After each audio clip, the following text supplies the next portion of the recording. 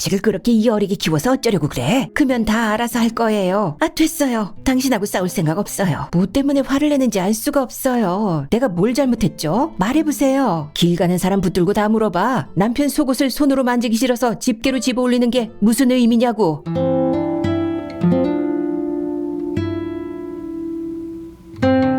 마마보이의 트라우마. 유세문.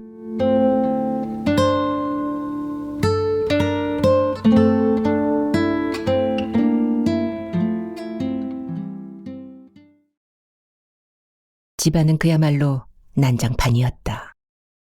도둑이 온 집안을 훑고 나간 상황 그대로였다. 현관문을 열고 들어서자 신발들은 어지러이 널려있고 한눈에 들어오는 거실 바닥에는 여러 벌의 옷가지와 핸드백들이 나뒹굴고 있었다. 가슴이 철렁하는 놀라움도 잠시 나는 서둘러 구두를 벗고 물소리가 들리는 곳으로 황급히 걸음을 옮겼다. 주방이었다. 싱크대에 수북이 쌓인 설거지감 위로 수돗물이 쏟아져 내리고 있었다. 물은 뒤집힌 그릇에 닿으며 온 사방으로 물을 튕겨 주변은 물바다였다. 양말이 아니었으면 마룻바닥에 미끄러져 뇌진탕이라도 일으킬 뻔한 상황이다.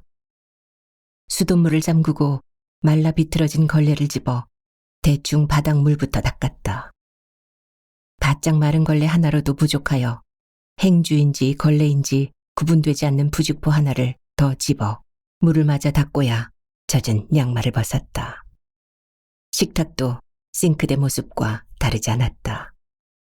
시들어 숨죽은 채소 샐러드와 말라 쪼그라든 에그 스크램블이 접시에 담긴 채 식탁 위에 벌겋게 알몸을 드러낸 채 죽어 있었다. 거실로 나오다가 눈길이 닿은 안방의 모습은 처참하기까지 했다. 장롱문은 양쪽 팔을 벌리고 활짝 열린 채 속살을 드러내고 방바닥과 침대에는 발 하나 디딜 자리 없이 옷과 이불이 뒤엉켜 있었다. 어느 것이 옷인지 어느 것이 이불인지 알 수 없었다. 나는 그 꼴을 눈에서 지우기라도 하듯이 안방문을 닫아버렸다. 미친년?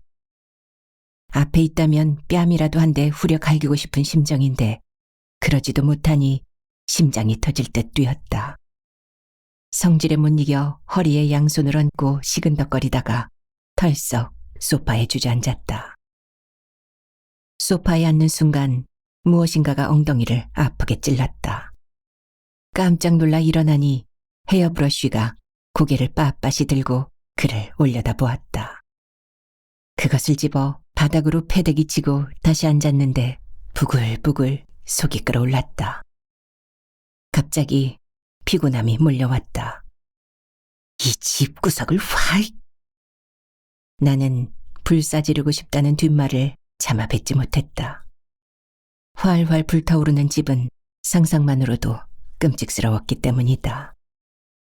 나는 머리칼에 10손가락을 파묻고 하나, 둘, 셋 천천히 숫자를 세며 심호흡했다. 시쳇말로 뚜껑이 열려 머리가 날아가 버릴 것 같았다. 차츰 고른 숨이 쉬어졌다. 온몸에 힘이 빠지고 제풀에 지쳐 나는 널린 옷을 대충 밀치고 그곳에 누웠다. 손을 이마에 올리고 눈을 감았지만 진정이 되지 않았다. 나 자신에게 화가 치밀었다. 이 상태로 쉴 수는 없다. 나는 벌떡 일어나 집안을 치우기 시작했다. 소파에 널브러진 옷들을 걷어모으고 응접 탁자에 놓인 커피잔과 먹다 남은 토스트와 일회용 잼, 버터를 쓰레기통에 버리고 빈 그릇을 싱크대에 던져놓았다. 설거지감에 처박혀 있는 물 젖은 행주를 짜들고 와 탁자를 닦았다. 진공 청소기를 꺼내 양탄자에 흘린 빵 부스러기, 과자, 머리카락들을 청소했다. 그만해도 한결 나아진 거실 소파에 다시 앉았다. 어디선가 퀴퀴한 걸레 썩는 냄새가 코끝을 자극했다. 어느 구석에서 젖은 빨랫감이 썩고 있나 싶어 소파 밑과 탁자 아래를 살폈지만 아무것도 눈에 띄지 않았다.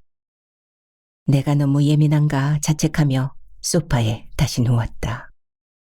냄새는 골치가 아플 정도로 코 안으로 파고들었다.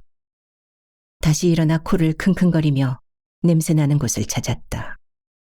범인은 방금 행주로 닦은 응접탁자였다. 제대로 빨지 않은 행주가 원인임을 알아차렸다. 종이 타올을 잘라 물을 묻히고 2번이나 닦아내자 겨우 냄새가 물러났다. 나쁜 년. 분을 못 이겨 욕을 뱉으면서도 속이 후련하지는 않았다. 나 자신이 저 밑바닥까지 추락하는 것 같아 견딜 수가 없었다.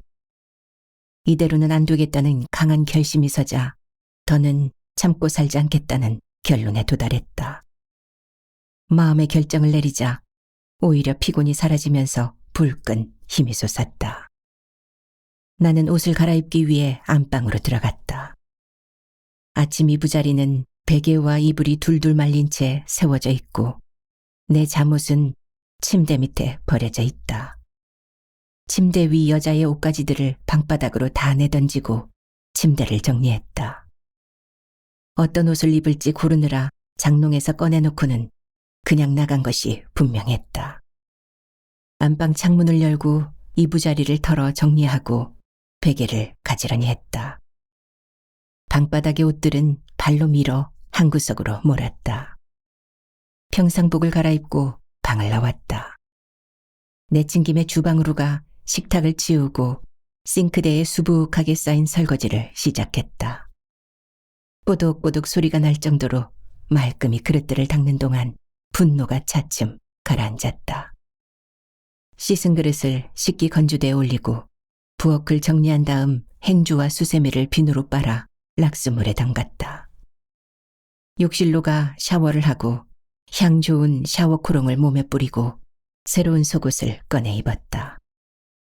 젖은 수건과 속옷과 세탁물을 다용도실 세탁 바구니에 던져놓고 거실로 나오자 몸에서 오물을 걷어낸 듯 기분이 상쾌해졌다. 김치 냉장고에서 캔맥주를 꺼내고 냉장고에서 차게 식힌 주석잔을 꺼냈다. 잔이 얼음처럼 차가웠다. 맥주를 잔에 따라 단숨에 한 잔을 들이켰다. 아! 잔을 놓고 양손으로 양쪽 이마를 누르며 소리쳤다. 예상보다 훨씬 더 차가웠다. 시원함을 넘어 골이 찌르르 시리고 하렸다. 잠시 골이 시린 시간을 견디자 정신이 번쩍 들면서 내가 왜 이러고 사는지 한심스러워지기 시작했다.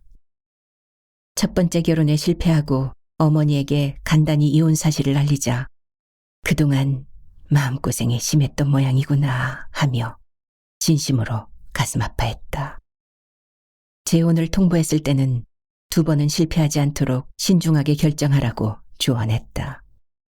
남말하기 좋아하는 사람은 정작 본인들이 받은 상처는 헤아리지도 않고 2번이나 결혼에 실패한 사람을 성격 이상자로 판단한다고 했다. 나는 어머니의 그 말에 2번째 결혼은 실패하지 않겠다는 룰에 나 자신을 가두고 있었던 것 같았다. 내가 이렇게 지지리도 한심한 결혼 생활을 하고 있는지는 아무도 모른다. 나는 담대해질 필요가 있다고 느꼈다. 나는 오늘 결정을 내릴 것이다. 2번째 결혼인 이번 결혼도 실패임을 자인하자 왠지 억울한 마음이 들고 울컥 목이 메어왔다. 이게 모두 그놈의 마마보이라는 주변의 놀림이 원흉이다. 나는 사실 마마보이가 아니라 상대방에게 야박하게 거절할 용기가 없고 누구에게 고함칠 줄 모르는 마음 약한 남자일 뿐이다. 아버지의 고함에 지독한 언어폭력에 겁먹으며 성장했고 그것이 내 트라우마로 문신처럼 새겨져 버렸다. 어머니도 나와 비슷한 피해자였다.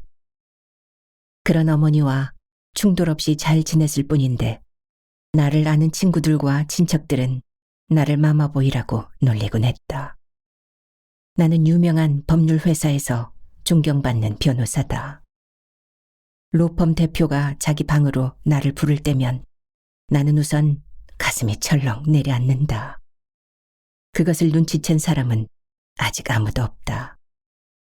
절대 겉으로 내색하지 않기 때문이다. 대표가 박변, 온화하고 설득력 있는 변호사 이미지도 좋지만 강하게 항변할 때는 큰 소리도 칠 줄 알아야 해. 알았어?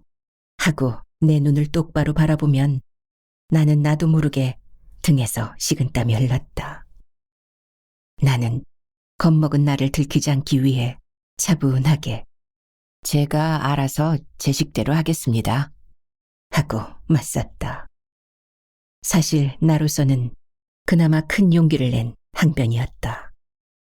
오금이 저리도록 무섭던 아버지에 대한 트라우마를 이겨내는 일은 나 자신과 싸움이었다.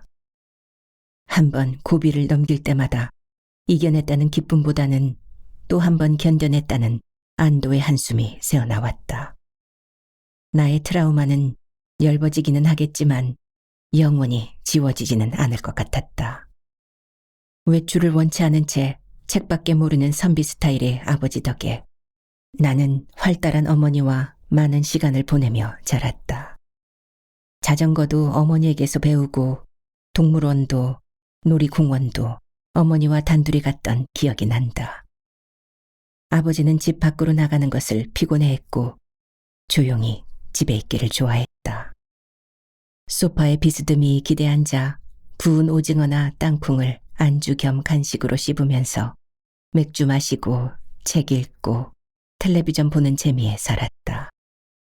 아버지는 시인이었지만 시를 쓰기보다는 소설 읽는 일과 드라마 보는 일을 더 좋아하는 사람이었다. 아버지의 수입은 시를 써주고 받는 원고료보다는 할아버지가 물려주신 상가에서 나오는 월세가 훨씬 더 많았다. 재산이 엄청 많았던 것도 아닌 할아버지가 돌아가시기 전에 저 주변 머리의 글쟁이가 무슨 돈을 벌겠냐며 형제들 반대에도 불구하고 목 좋은 상가를 아들 명의로 해주면서 월세라도 받아서 먹고 살라고 했단다. 아버지는 그 덕에 평생을 선비 노름하면서 큰소리치고 살았다. 반면에 정외과 출신인 어머니는 술자리를 좋아하고 여행을 좋아하고 사람을 좋아했다. 집에 오는 손님들은 모두 어머니가 불러들인 사람들이었다. 다행히도 집 밖으로 나가기 귀찮아하는 아버지였지만 어머니가 초대한 손님들이 집에 오면 정겹게 잘 어울렸고 그 자리가 끝날 때는 그들이 다 아버지의 친구가 되고 아버지의 팬이 되었다. 그걸 보면서 아버지가 비활동적일 뿐 사람을 싫어하지 않는다는 사실도 알았다. 집에 틀어박혀 책을 그리 읽어대니 이론으로는 세상 모르는 것이 없는 아버지였다.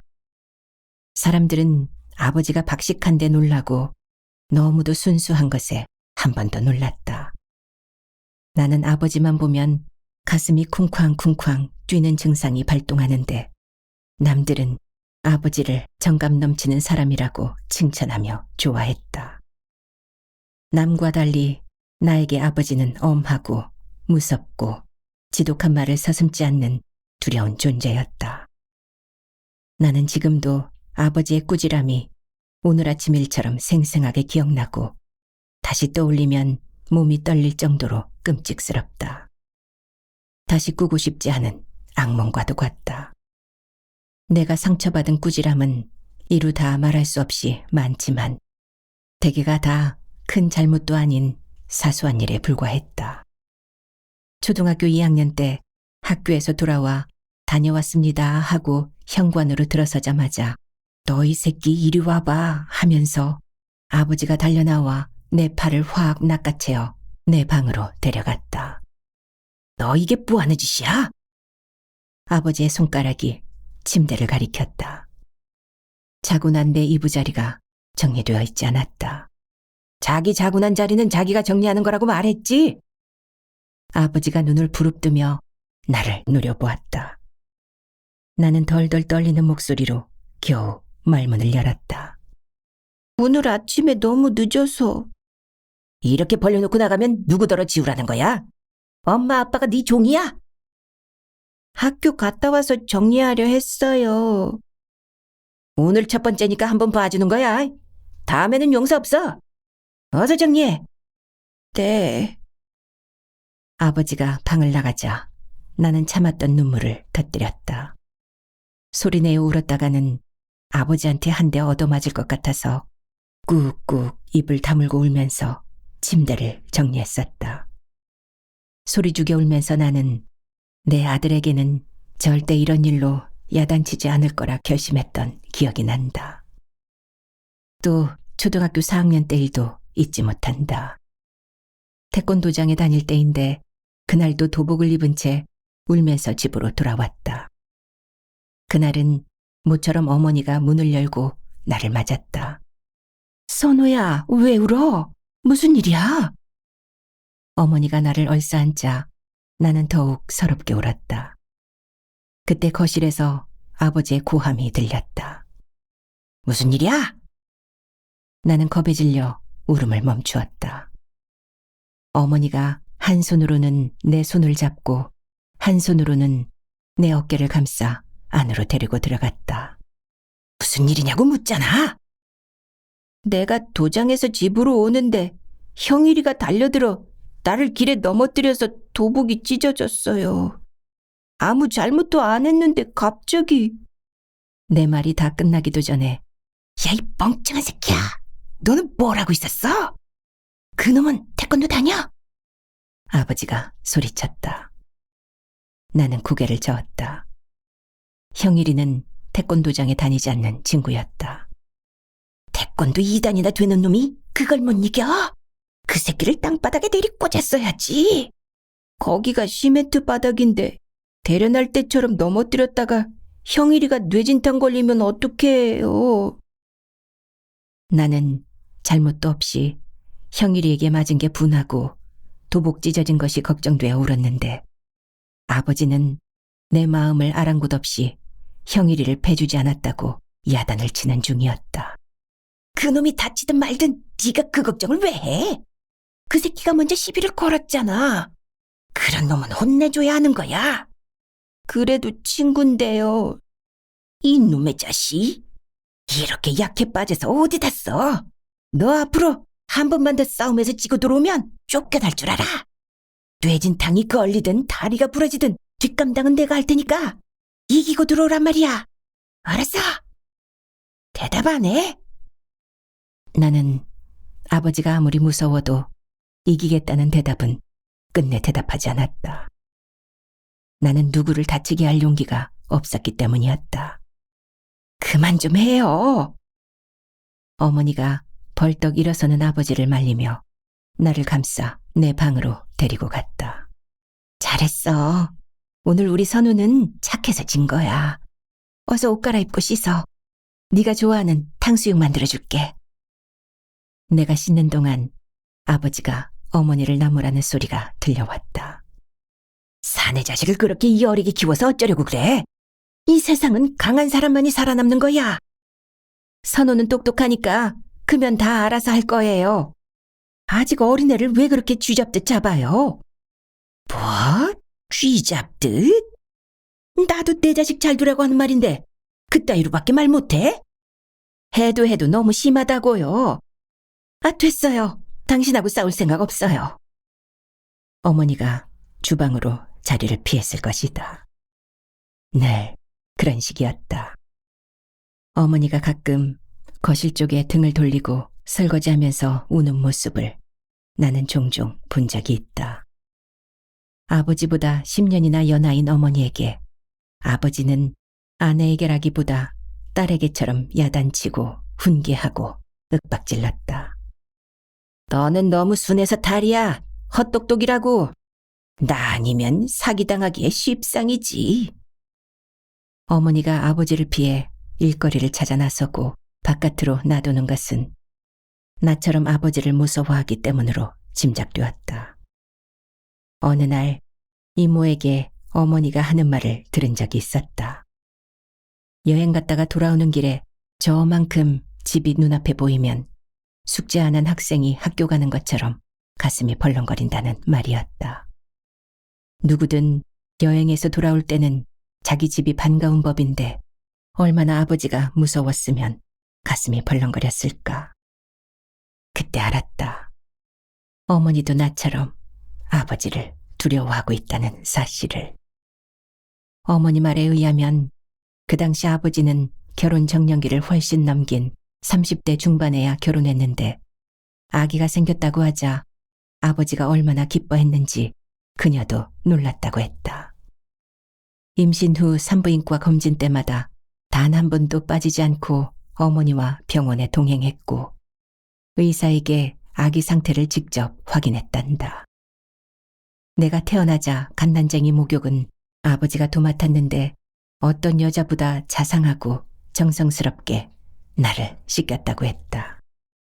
씻기고 나서도 가느다란 실빗으로 순 많은 내 머리를 빗기고 또 빗기고 콧날 세우느라 수없이 콧등을 잡아당기고 베이비 파우더를 구석구석 두드려 바르면서 키웠다고 전했다. 옷도 기저귀도 손수 갈아입히고 잠자리도 손수 보살폈다. 팔목이 가늘어 유독 팔 힘이 없는 어머니가 행여 아기를 떨어뜨릴까봐 걱정되어서였다고 했다. 첫 걸음마를 떼었던 날은 아버지가 흥분한 나머지 밤잠을 이루지 못했다고도 전했다. 내일도 발을 떼겠지? 오늘 잠깐 한 발 떼고 마는 건 아니겠지? 하면서 내일을 기다렸다고 했다. 아버지가 나를 혹독하게 혼낼 때마다 어머니는 울음을 참는 나에게 아버지가 얼마만큼 나를 사랑하는지에 대해 이야기해 주었다. 어머니가 아무리 아버지의 넘치는 사랑 이야기를 들려주어도 나는 믿을 수 없었다. 아니, 믿지 않았다. 내 기억에는 전혀 없는 이야기일 뿐이었다. 어머니 등에 업혀 길을 가던 중에 한글을 깨친 3살 때 기억도 어렴풋이 나는 듯한데 아버지의 사랑으로 기억되는 일은 단 한 가지도 없었다. 더구나 그토록 사랑하는 아들에게 어떻게 그리 독한 말을 할 수가 있는지 이해가 가지 않았다. 어린 나이에도 가슴이 무너지고 뼈에 사무치는 지독한 말들이었다. 지금 생각하면 아버지가 나를 일찍 떠나려고 그렇게 철저히 나를 강한 남자로 만들려 했는지도 모르겠다. 되짚어보면 그 지독스러운 쌍욕을 하면서도 단 한 번도 손찌검을 한 적은 없었다. 나는 알게 모르게 친구처럼 어머니와 수군거리며 마음을 터놓았고 아버지보다는 어머니를 의지하면서 살았다. 그럼에도 불구하고 집안의 결정권자는 아버지였기 때문에 우리 모자는 무엇 하나도 우리 마음대로 할 수가 없었다. 심지어 어머니 옷이나 내 옷 한 벌 사는 것도 아버지의 오케이 사인이 떨어져야 가능한 일이었다. 어머니가 강해진 것은 아버지가 교통사고로 돌아가신 뒤부터였다. 원래도 활동적이고 활달한 성격이었지만 억척스럽지는 않은 소녀 같은 어머니였다. 그런데 어머니가 40살에 갑자기 아버지를 잃고 초년 과부가 되었다. 나는 그때 고등학교 3학년으로 대학 진로 문제로 고민하던 중이었다. 아버지는 이미 내 진로를 의대로 정해놓은 상태였지만 나는 의대로 갈 마음이 없었다. 그렇다고 의대에 안 가겠다고 말할 용기도 없었다. 또 쌍욕이 날아오고 결국에는 아버지 결정에 따라야 끝이 날 것이 뻔했다. 그러던 중 아버지의 시집 출간을 위해 출판사 대표와 저녁 겸 술자리를 끝내고 집에 돌아오다가 변을 당했다. 밤 10시가 넘은 시간에 귀가하기 위해 횡단보도를 건너던 중 사고가 벌어졌다. 이미 차량 정지 신호인 빨간 등이 켜졌음에도 쏜살같이 교차로를 지나려던 택시가 건널목에서 아버지를 보닛에 싣고 200m나 가서야 정지했다. 정지하는 순간 차 보닛에 실렸던 아버지가 길바닥으로 떨어졌다. 어머니에게 연락이 온 시간은 새벽 2시였다. 택시기사가 사고당한 아버지를 싣고 이 병원 저 병원 돌아다니는 사이 골든타임을 놓친 것이었다. 밤이 늦은 시각이라 3군데 병원 모두 환자를 처치할 의사가 없다며 응급 환자를 받아들이지 않았다고 했다. 그렇게 어머니와 나는 아버지를 잃었고 어머니는 청산구합으로 내 보호자가 되었다. 어머니와 나는 그런대로 잘 맞았다.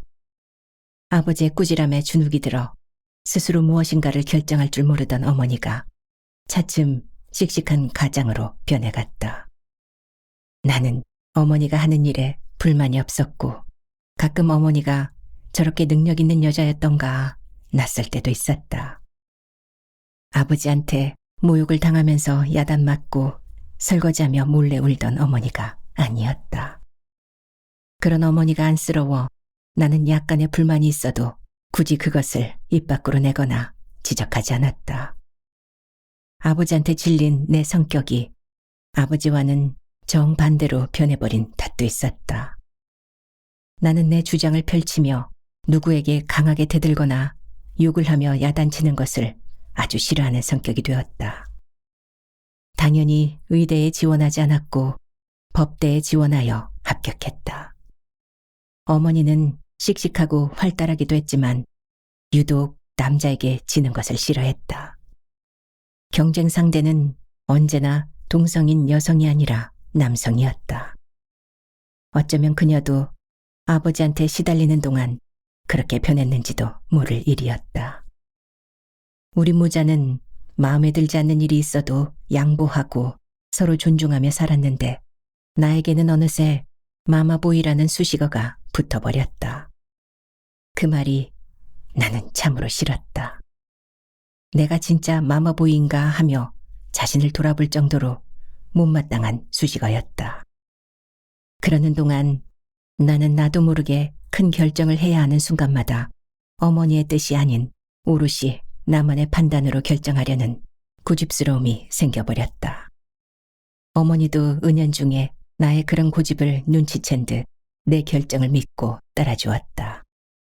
그 첫 번째 중대사가 나의 결혼이었다. 나는 어머니처럼 생활력이 강하고 남자를 기어이 이겨먹겠다는 여자를 아내로 맡고 싶지 않았다. 어머니가 권하는 여자보다는 내 판단으로 내가 선택한 여자와 살고 싶었다. 똑똑한 여자보다는 온순하고 순종하는 여자에게 존중받으며 오손도손 살고자 원했다. 지인들이 주선한 여러 소개팅 가운데 여대 가정학과를 졸업하고 부모님 밑에서 살림을 배우고 있다는 여성이었다. 한번 만나보고픈 마음이 일었다. 아버지가 중학교 교장 선생님이고 어머니는 삼남매를 잘 길러낸 현모양처라고 했다. 여자는 위에 언니와 아래 남동생을 둔 둘째였다. 만나는 순간 수더분하다는 느낌과 함께 호감이 갔다. 가만히 있어도 웃는 듯한 인상이 좋았고 둥구스름한 얼굴이 밝고 온화했다. 일주일에 한 번씩 4번을 만나보고 결혼을 결정했다. 묻는 말에 답변하는 것 외에는 별로 말이 없는 타입인데 그것도 마음에 들었다. 여자 쪽에서는 홀 시어머니라는 것을 염려했으나 어머니와 따로 살 거라는 내 말에 안도하는 눈치였다. 신혼 6개월쯤까지는 큰 불만이 없었다. 대꾸 없이 내 말에 귀를 기울여주는 타입이었고 음식도 제법 잘하고 집안 정리정돈도 흐트러짐이 없었다. 언제나 있던 자리에 그것이 있어야 하는 물건 제자리 두기를 여러 번 강조할 때는 약간 짜증도 일었지만 웃어넘겼다. 7, 8개월이 지나면서 뚱하니 말이 없는 그녀의 성격에 조금씩 답답해지기 시작했다. 그렇게 말이 없는 여자가 청결에 관해서만은 눈에 쌍심지를 켜고 달려들며 자기 주장을 펼쳤다. 깔끔함을 넘어 결벽증이었다. 내 성격도 꽤 깔끔한 편인데 그런 내게 그녀가 깨끗지 못하다고 지적할 때는 자존심이 몹시 상했다. 식탁에다 왜 자꾸 화장실 휴지를 올려놔요? 당신 먹던 숟가락을 찌개 냄비에 담그면 난 어떻게 먹어요? 더럽게 씻지도 않은 손으로 귤을 까다니 그 균이 다 입으로 들어가는 거 몰라요? 아주 사소한 일로 날 지저분한 인간 취급하는 말에 기분이 나빴지만 알았어 하고 넘겨버렸다. 솔직히 입술도 주고받는 부부에 남편이 먹던 숟가락을 찌개 냄비에 담갔다고 아내가 어떻게 먹냐고 따지는 말에는 심한 모욕감마저 느꼈다.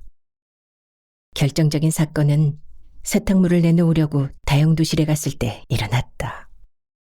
아내가 세탁물 바구니에서 빨랫감을 세탁기로 옮겨 담는 중이었다. 그런데 그녀가 긴 스테인리스 집게로 내 속옷들을 집어 세탁기로 옮기는 것이 눈에 들어왔다. 농마주이들이 쓰레기를 집어 쓰레기 봉투에 담는 모습과 유사한 모습이었다. 당신 지금 뭐 하는 짓이야? 빨래하려고 세탁물 옮기잖아요. 그런데 왜 집게로 집어 옮기냐고. 밖에서 묻어온 균들도 많고 몸에서 배출된 이물질도 많은데 맨손으로 할 수는 없잖아요. 그러니까 남편 옷을 만지기가 더럽다는 거잖아. 남편 속옷을 집게로 집어드는 그녀의 모습을 보는 순간 마치 내가 더러운 잡놈 취급을 받는 기분이었다. 아내는 당연한 일을 왜 그러느냐는 얼굴로 말없이 뚱한 표정으로 그 짓을 계속했다. 나는 아내의 손에서 집게를 빼앗아 내동댕이 쳤다. 내가 그렇게 더러운 놈으로 보여? 잠자리에서 부부관계를 가질 때마다 불쾌했던 기억도 함께 치밀어 올랐다.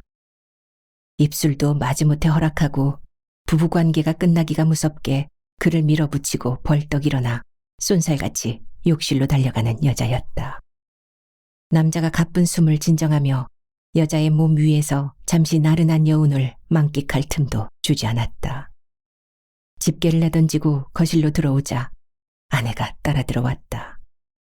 평소에 말수는 없는 여자지만 싸울 때는 청산유수의 능변으로 무섭게 나를 몰아붙였다.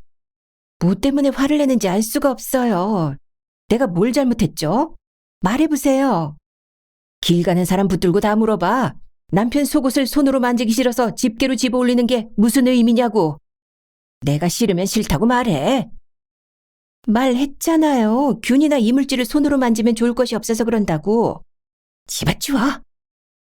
그날부터 나는 여자에게 오만 정이 떨어지고 그녀의 행동이 사사건건 눈에 거슬렸다. 순한 양처럼 온화한 얼굴로 있다가도 자기 주장을 위해서라면 멧돼지처럼 마구잡이로 달려드는 그 돌변하는 모습에 배신감마저 들었다. 아침에는 자제해달라고 몇 번을 부탁해도 식기와 수저를 끓는 물에 소독하느라 아침 식사가 매번 늦었다. 그가 허둥거리며 출근 준비를 하는 중에도 시끄러운 청소기를 돌려 정신 사납게 하고 물걸레질 치느라 출근 배웅도 제대로 한 적이 없었다. 어질러져 있는 꼴을 단 몇 분도 참지 못하는 성격이었다. 내가 먹다 남긴 밥과 국, 반찬이 모조리 음식 쓰레기통으로 들어가는 꼴을 보면서 나는 병들어가고 있었다. 나를 무슨 문둥병자로 취급하는 것 같았다. 아내의 뚱한 채 말없는 답답함이 숨통을 막아오고 그 여자의 지나친 결벽증은 칼날 같은 예민함으로 다가왔다. 그 여자 곁에 가고 싶은 생각조차 없어져 서재로 잠자리를 옮겼다. 입맛을 잃고 불면증에 시달렸다. 사무실에서도 자신감이 떨어지고 남 앞에서 나서기도 싫었다. 변호사가 자신감을 잃는다는 것은 내 의뢰인을 잃는다는 것과 다를 바가 없었다.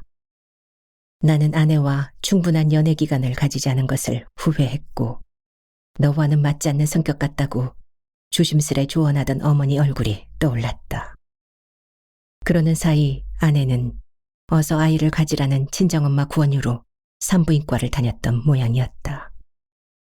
어느 날 장모님이 나를 찾아왔다. 아내가 불임 판정을 받았다는 것이었다. 원인 불명의 난관 유착으로 임신은 불가능하다고 했다.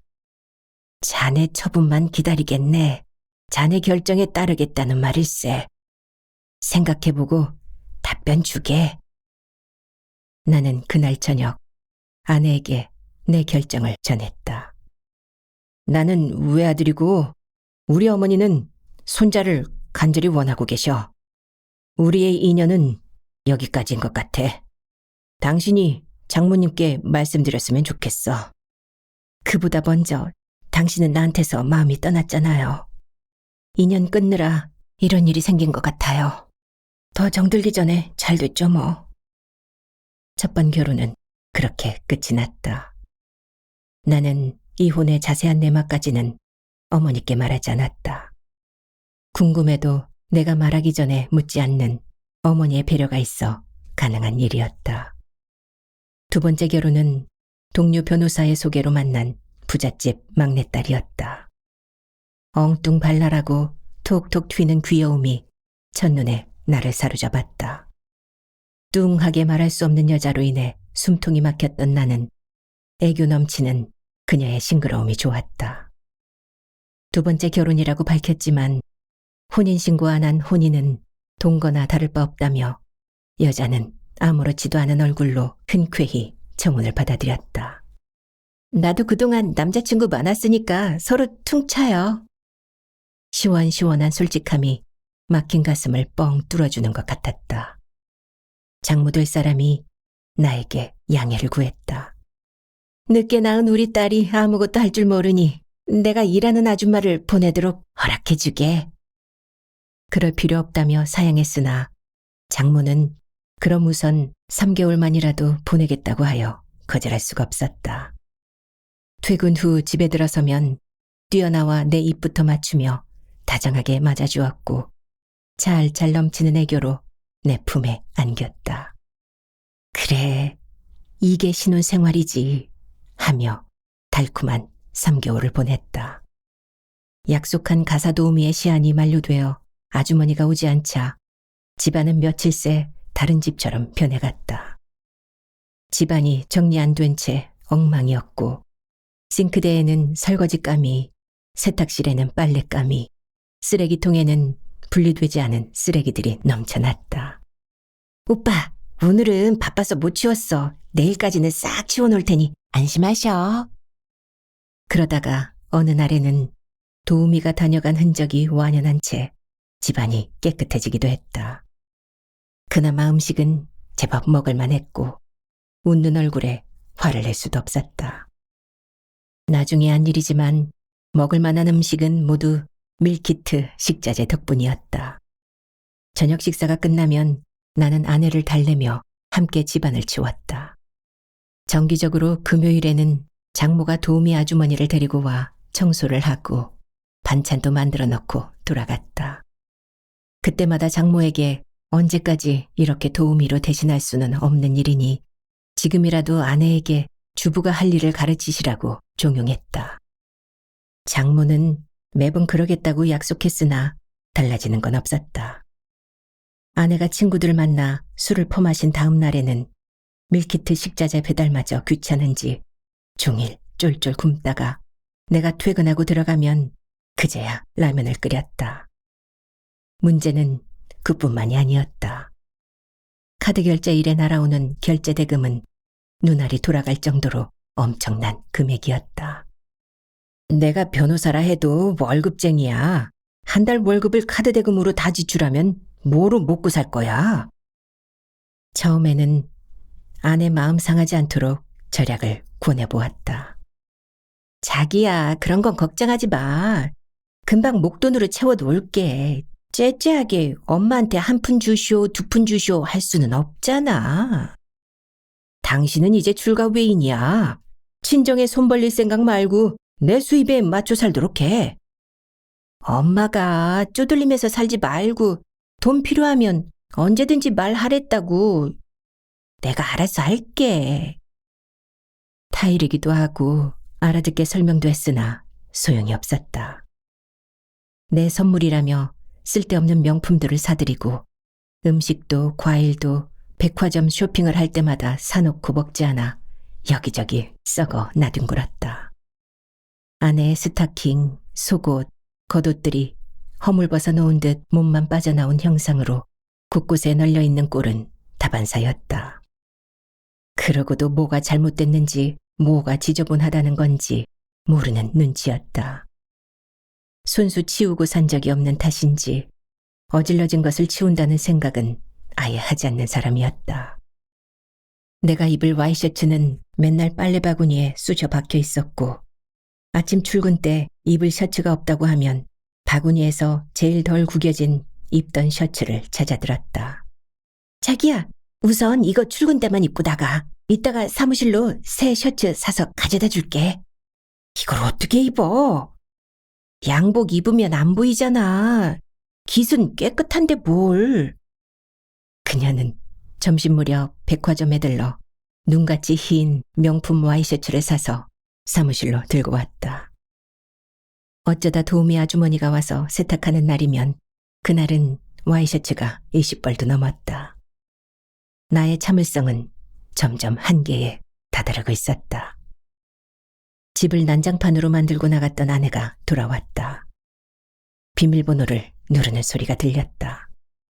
몇 번이나 누르다가 안 되는지 급기야 문을 두드려댔다. 자기야, 나야. 씨발, 비번을 바꾼 거야? 옆집 보기 창피하고 어이가 없어서 문을 열어준다. 문에 기대 있던 아내가 비틀거리다가 쓰러지며 나에게 안겼다. 역겨운 술 냄새가 진동하자 나는 고개를 돌렸다. 거실에 있던 장모가 달려나와 딸의 긴 부츠를 벗겼다. 도둑이 든 것 같은 난장판의 집골을 오늘 나는 사진 찍어 보냈고 놀란 장모가 달려와 나에게 사과하며 딸을 기다렸다. 장모가 딸에게 전화를 수십 통을 했는데도 그녀는 받지 않았다. 나는 장모에게 분명하게 말했다. 더는 이렇게 살 수 없습니다. 이건 사는 게 아니라 매일 전쟁을 치르는 것 같습니다. 여보게, 그래도 사람이 못된 건 아니지 않는가. 늦둥이로 낳아서 내가 너무 오냐오냐 키워서 그렇지 심성은 착한 아일세. 그럼 딸 잘못 키운 장모님이 벌을 받으셔야겠군요. 이혼당한 딸 데리고 사는 벌을 받으십시오. 이 여자와 살라는 건 저더러 죽으라는 겁니다. 내가 왜 이 여자 때문에 죽어야 합니까? 벌써 몇 번이나 이대로는 못 산다고 말씀드렸죠. 이번이 마지막이라고 분명히 말했고 장모님도 그렇게 하겠다고 대답하셨던 거 기억 안 납니까?